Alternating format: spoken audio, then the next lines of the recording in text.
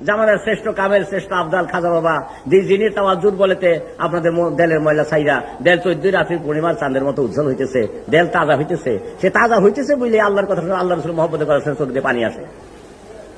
যদি তাজা না হইতো, শুকনো মাটিতে কোনো ফসল হয় না। চৈত্র মাসে কোনো বীজ বপন করলে সে ফসল হয় না, যেহেতু তখন মাটি মারা যায়, মাটি শুকিয়ে যায়। যেই মাত্র বৈশাখ মাসে নতুন বৃষ্টি হয়, সমস্ত যা বীজ যে বীজ কোনো বীজ বপন করেন আপনারা সেগুলা গজাই উঠবে, অঙ্কুর হবে। সেরকম আপনার দেলের ভিতরে দুনিয়ার কুহুক, দুনিয়ার চাষরা কাটাল, দুনিয়ার সমস্ত আবর্জনা পরিপূর্ণ হয়ে আত্মারাজ্য শুকিয়ে যায়। তাতে আপনি আল্লাহর নামের বীজ বপন করলে উঠে না। সেইটা রাসূলুল্লাহর মহব্বতে পানি সিঞ্চন করেন। রাসূলুল্লাহর মহব্বতে পানি যখন পড়া আরম্ভ করে পড়বে, তখন তার ভিতর থেকে আল্লাহ তাআলা জাকেরের ফসল অঙ্কুরিত হইতে থাকবে। তখন আপনার এটা কি বলে, যখন সর্বশরীরে এই ফসলগুলো হয়ে যাবে তাকেই বলে সুলতানুল আসকার। এই সুলতানুল আসকারটা মাথার চাঁদ পায়ের তলা পর্যন্ত এই সুলতানুল আসকার চলতে হয়।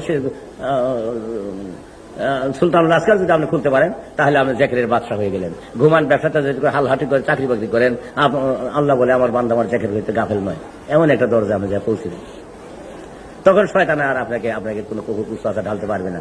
আর তা না হলে দেখেন, একটু সামনে দিয়ে বোঝা যায়, যখন নামাজ পড়ার দাঁড়াই নিজের কানে ধরে প্রতিজ্ঞাবদ্ধ হইয়া হলফ কইরা নামাজে দাঁড়াই নিজের কানে ধরে আল্লাহ ছাড়া কাউকে চেষ্টা করবো না, সেই মুহূর্তে মনের ভিতরে আসে 12 বছর পুরাতন বন্ধুর স্মৃতি, বাল্য জীবনের স্মৃতি, কত মামলা মকদ্দর কথা, ছেলে মেয়েদের কথা, নানান রকম ওই যে কোথায় আপনি বন্ধু বান্ধব ডিনার খাইছিলেন, সেই ডিনারের প্রতিচ্ছবি আপনার অন্তর পেটে ভাইসা আসতেছে, মন সেদিকে ঘুরে যেতেছে, আর মুখে পড়তেছেন, বলতেছে সুবহান রব্বিল আলা, সুবহান রব্বিল আলা, সুবহান রব্বিল আলা, মন গেছে গেছে বন্ধু নিয়ে টানাটানি করতেছে। তাই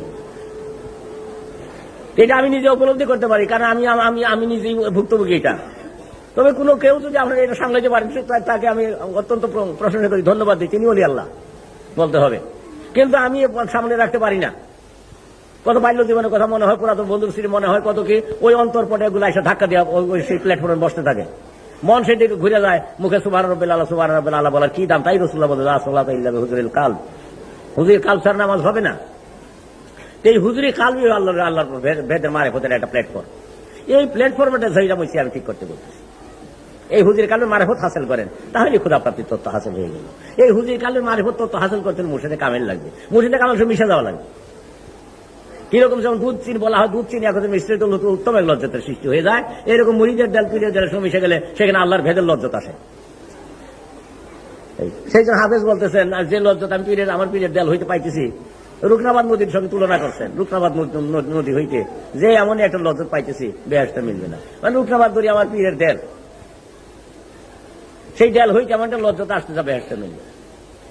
কাজেই আপনারা সেই এখন দেলকে আপনারা বুঝবার জন্য চেষ্টা করেন, নিজেকে নিজে বুঝবার জন্য চেষ্টা করেন, তবেই শান্তির অধিকারী, তবেই কল্যাণ, তবেই চির শান্তিময় জীবন যাপন করতে পারবেন, তবেই আবার ওই শান্তির দুতির মধ্যে দেশে আপনারা যাইতে পারবেন। নচেত নয়, আসমলা সাবলীন আছেন অন্ধকার এক দেশে, তবেই সেই জ্যোতির্ময় দেশে আবার যাইতে পারেন, যে জ্যোতির্ময় দেশের থেকে আপনার যাত্রা শুরু হয়েছিল, যে কথাটা ভুল হয়ে গেছে এখন।